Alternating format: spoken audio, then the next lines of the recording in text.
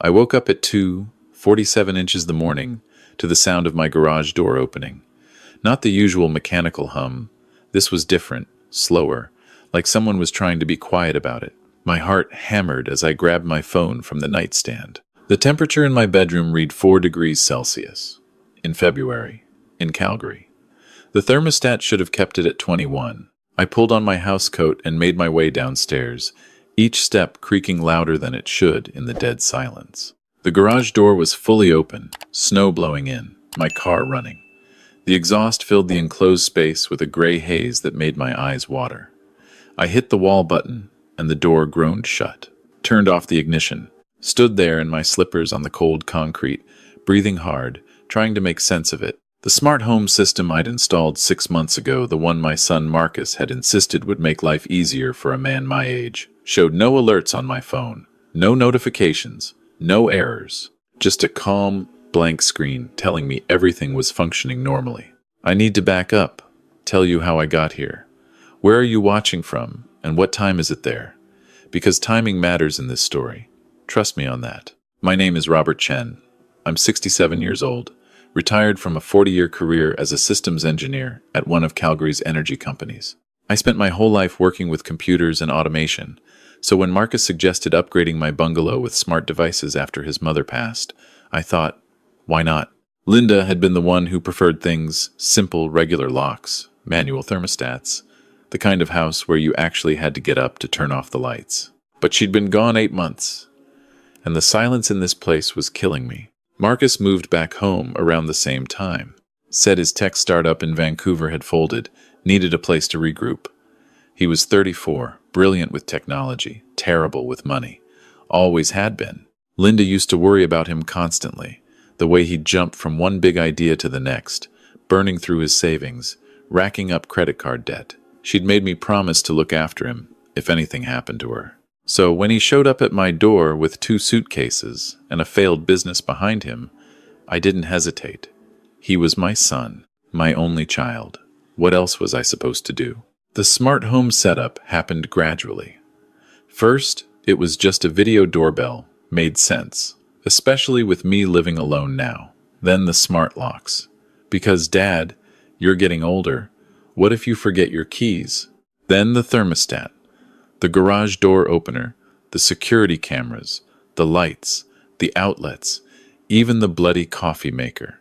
Marcus handled all the installations, set up all the accounts, linked everything to an app on my phone that supposedly gave me total control.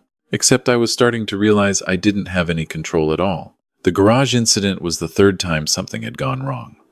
The first time was 2 weeks earlier. I'd come home from the grocery store to find every window in the house wide open. It was -15 that day. The heating system had been running at full blast, trying to compensate, and my gas bill would later prove it. I'd asked Marcus about it. He'd shrugged, said the system probably glitched, offered to run diagnostics. The second time, I'd woken up at 3:30 inches the morning, drenched in sweat. The thermostat read 32 degrees. I'd stumbled downstairs, trying to access the controls, but the app showed everything was normal. 21 degrees, it insisted. Meanwhile, I was standing there in my underwear, the house so hot I could barely breathe. Marcus fixed it in the morning, said there must have been a software update that caused a conflict. But this, the garage door, the running car, this wasn't a glitch. This was dangerous. This was the kind of thing that killed people. I sat at my kitchen table as dawn broke over the city, watching the sky turn from black to gray to pale blue over the Rockies. Made myself coffee the old-fashioned way, using the French press Linda had preferred. Tried to think like an engineer. What were the common factors? All 3 incidents happened in the middle of the night, between 2 and 4 a.m. All 3 involved the climate control or ventilation systems. All 3 would have been deadly if I hadn't woken up. Marcus came downstairs around 9, rubbing his eyes, wearing the same hoodie he'd been wearing for 3 days. "Morning, Dad. Coffee smells good." I poured him a mug, watched him add too much sugar like he always did. The garage door opened by itself last night. Car started running. His hand paused halfway to his mouth. "What? When?" "Around 3. You didn't hear anything?" I was dead asleep. You know I take those melatonin gummies. He set down the mug, pulled out his phone. Let me check the logs. He spent 5 minutes scrolling through screens, frowning. That's weird. There's no record of any command being sent. No automation triggered. Nothing. It happened, Marcus. I was standing in a garage full of carbon monoxide. I believe you, Dad. I'm just saying the system doesn't show anything. Could be a hardware fault. I'll replace the garage door controller this weekend. He said it so easily, so convincingly, and I wanted to believe him. He was my son.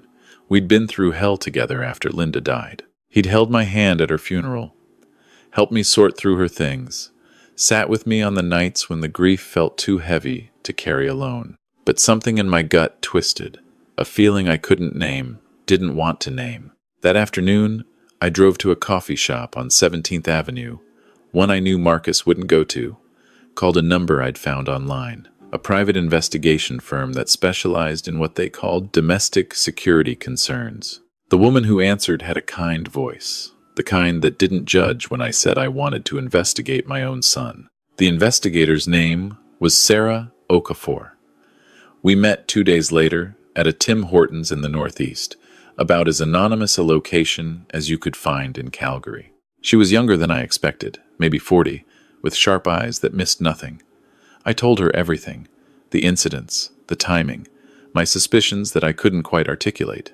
"Mr. Chen," she said, stirring her double-double, "I need to ask you something, and I need you to be honest. Do you have any idea who might want to hurt you?" "No one. I'm retired. I live quietly. I don't have enemies. Life insurance?" The question hit me like cold water.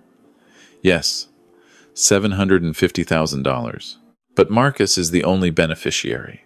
He wouldn't." "I'm not accusing anyone. I'm just trying to understand the full picture." She pulled out a tablet. "Tell me about these smart home devices. Who installed them?" "Marcus. He's good with technology, better than I am, certainly." "And who has access to the system? Administrator privileges?" I pulled out my phone, opened the app. "Just me, I assume. I'm the homeowner." She took my phone, scrolled through settings I didn't even know existed. Her expression darkened. "Mr. Chen, according to this, there are 2 administrator accounts on your system. Yours and one registered to an email address that's not yours." My mouth went dry. That can't be right. It's right. And look at the access logs, the ones your son said didn't exist. Want to know when most of the access from this second account happens? I already knew the answer before she said it. Between 2 and 4 a.m., every night for the past month. The coffee shop sounds faded away. The chatter, the espresso machine, the traffic on Center Street, all I could hear was my own heartbeat, loud and irregular in my ears. "There's more," Sarah continued, her voice gentle but firm. "These commands aren't just random. Look at the pattern. February 1st through 7th, temperature anomalies, increasing in severity. February 8th through 14th, doors and windows, testing response times. February 15th through 21st, combination attacks. Garage door and car ignition together. It's escalating. Building up to what?" She met my eyes. "I think you know." I did know. I just didn't want to say it out loud. Didn't want to believe my son, the boy I'd taught to ride a bike, helped with his math homework, walked down the aisle at his ill-fated wedding 3 years ago, was trying to kill me. "I need you to act normally," Sarah said. "Don't confront him. Don't change anything about your routine. Can you do that?" I nodded, not trusting my voice. "I'm going to need access to your home network. Can you invite me over? Introduce me as a friend? Someone you met at a grief support group, maybe?" That's how Sarah ended up at my house 3 days later, sitting in my living room with a glass of wine, talking about her late husband while Marcus hovered in the doorway, watching us with something in his eyes I couldn't quite read. She stayed for 2 hours, chatting about nothing, while her phone modified with specialized software mapped my entire network, logged every device, traced every connection. After she left, Marcus stood in the kitchen, arms crossed. "Where did you say you met her?" "Support group at the church. She lost her husband last year. Cancer. She seems nice." "She is. You should have more friends, Dad. It's not healthy, being alone all the time." The words would have sounded caring if I hadn't seen the surveillance logs. if I hadn't known he was monitoring my every move through the cameras he'd installed for my safety. That night, I lay in bed, phone face down on the nightstand, staring at the ceiling. Every sound made me jump. The furnace kicking on, the ice maker in the fridge, the house settling. At 2:30 a.m., my bedroom door clicked locked from the outside. I'd installed a manual override after Linda's death, a simple deadbolt on the inside that no smart lock could control. I turned it now, heard the satisfying thunk of metal sliding into place. Then I waited. At 2:47, the carbon monoxide detector in the hallway started chirping the low battery warning. Except I'd replaced those batteries myself, just last month. I grabbed my phone, pulled up the smart home app. The basement furnace was running, but the exhaust vent showed as closed in the system, meaning carbon monoxide was pumping into my house instead of outside. I unlocked my bedroom door, ran downstairs. Marcus's door was closed, no light underneath. I didn't knock, went straight to the basement, manually opened the exhaust vent, turned off the furnace. Stood there in my pajamas, hands shaking, trying not to vomit. My son was trying to kill me. Not might be. Was. Actively, deliberately, methodically trying to make it look like an accident. I called Sarah from my car, parked 3 blocks away at a 7-Eleven at 4 in the morning. She answered on the first ring. He tried again. Carbon monoxide. If I hadn't woken up, where are you right now? Southland Drive, near the Safeway. Stay there. I'm getting the police involved. This has gone beyond surveillance. No, please. I need to know why first. I need to understand. There was a long pause. Mr. Chen, Robert, I understand this is your son, but he's trying to kill you. The why doesn't matter as much as keeping you alive. It matters to me. Please, a few more days.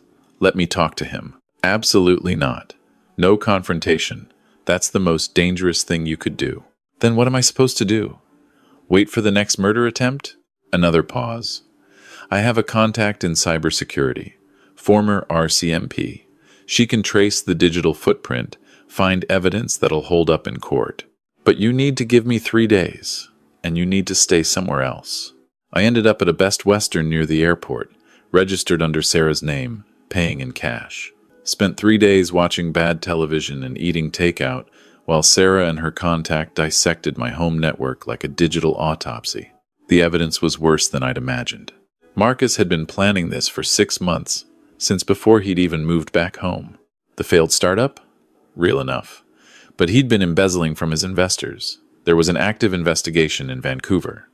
He owed money to people who didn't accept payment plans. And he knew about my life insurance. Had been the one to encourage me to increase it after Linda died, said it was smart estate planning. But here's the thing that broke me. He'd been researching methods. Had accounts on dark web forums where people discussed accidental death scenarios.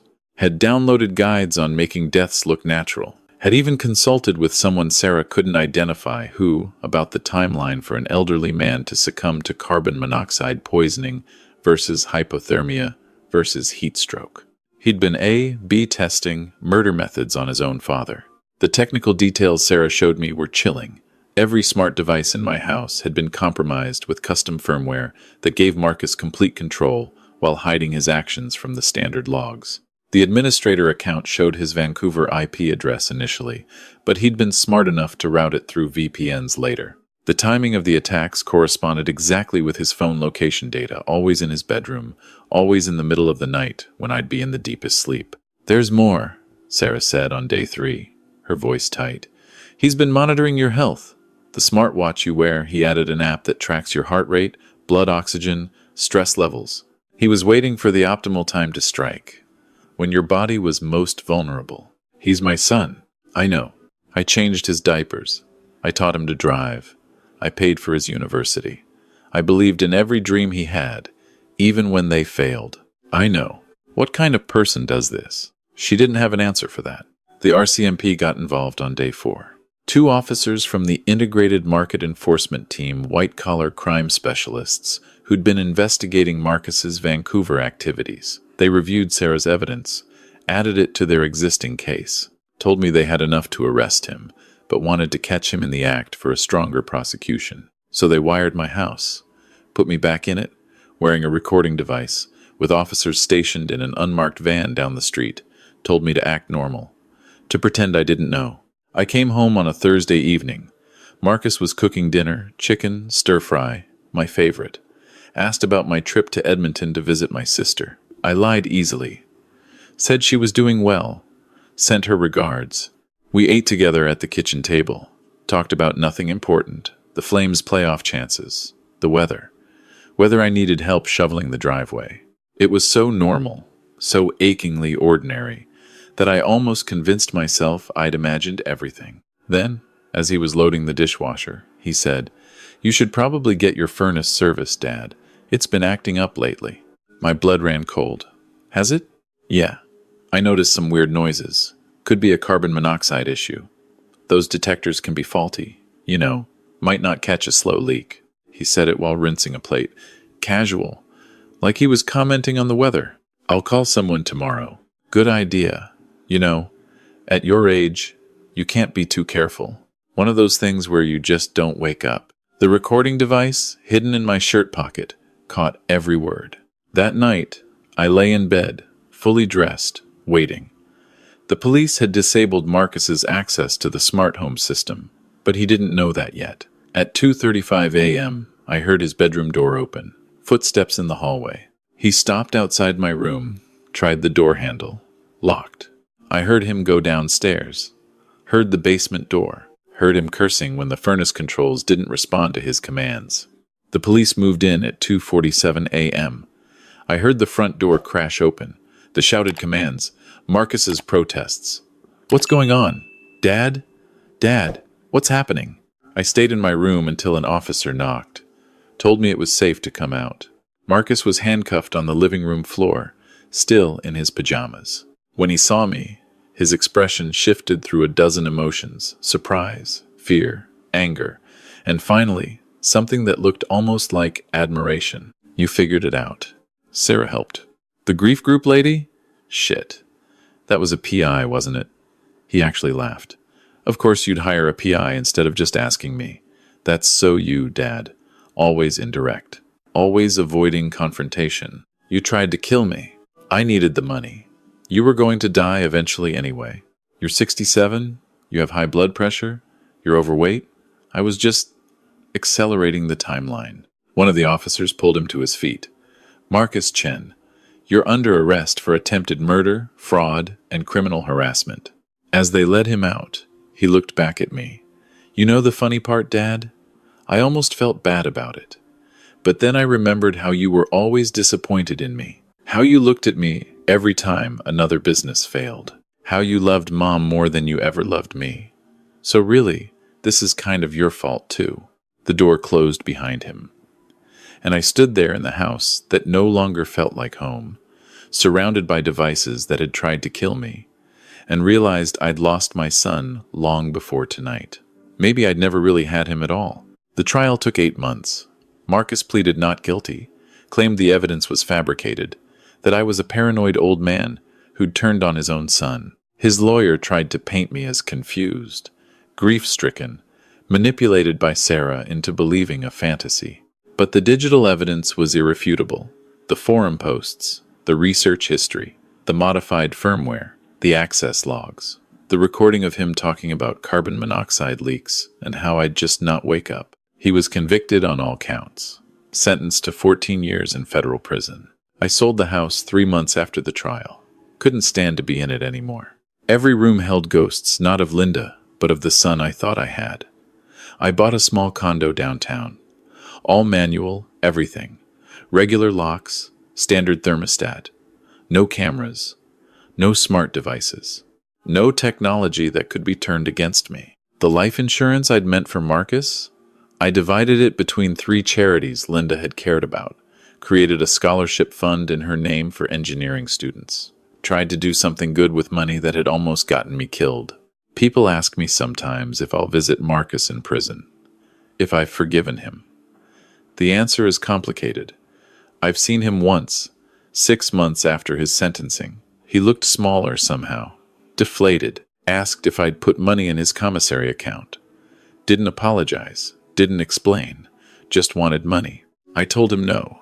Walking out of that prison, knowing I'd probably never see him again, hurt worse than all the murder attempts combined. Because those had been physical dangers I could fight. This was a different kind of death, the death of every hope I'd had for my son, every dream of who he might become. I'm 68 now. I live alone in my condo. Have coffee with Sarah sometimes. We became real friends through all of this. She understands what it's like to trust the wrong person. Joined a real grief support group. Not the made-up one we'd told Marcus about. Talk to a therapist every Thursday. But here's what I don't talk about. What I can barely admit even to myself. I'm terrified all the time now. Not of technology. I understand that well enough. I'm terrified of my own judgment. I couldn't see what my son was. Couldn't see the signs that must have been there all along. What else am I missing? Who else might hurt me? I lie awake some nights, listening to the normal sounds of my building. Pipes creaking, neighbors walking overhead, traffic on Fifth Avenue. And I wonder if I'll ever feel completely safe again. If I'll ever trust anyone the way I trusted Marcus. The worst part isn't the fear, though. It's the guilt. The voice in my head that sounds like Marcus, asking if maybe he was right, if I had been disappointed in him, if I had loved Linda more, if somehow, in ways I can't see, I'd failed him first. My therapist says that's nonsense. Says Marcus was responsible for his own choices. Says I was a good father who did my best. But late at night, when I'm alone with my thoughts, I'm not so sure. I got a letter from him last month. The first communication since that visit to the prison. It said, "Dad, I've been thinking a lot about everything that happened. The therapist here says I should take accountability. So, I'm sorry you found out. Not sorry for trying to kill me. Sorry I found out. I burned the letter. Didn't write back. Won't write back. But I kept the ashes. Put them in a small envelope in my desk drawer, next to the photos from Marcus's childhood. The ones where he's smiling, gap-toothed, and innocent. No hint of what he'd become. Some people say I should throw those away too. Move on completely. But I can't. Because that little boy in the photos, I still love him. Still mourn him. Even knowing what he turned into. That's the thing about family. The betrayal doesn't erase the love. It just twists it into something that hurts every time you remember it exists. I'm sitting here now, in my simple condo, with its manual locks and regular thermostat, safe from everything except my own memories. And I'm asking you, wherever you are, whatever time it is there, if your own child tried to kill you, could you forgive them? Could you forget? I don't know if I can. But I'm still here, still breathing, still getting up every morning and making my coffee the old-fashioned way, with Linda's French press, still trying to find meaning in a life that got smaller and lonelier but at least is mine. Marcus will be eligible for parole in 11 years. He'll be 45, still young enough to rebuild. I'll be 79, if I make it that long. I don't know what I'll do if he contacts me then, if he asks for help, for money, for forgiveness. I just know that right now, today, I'm alive. And that has to be enough, even if it doesn't feel like it.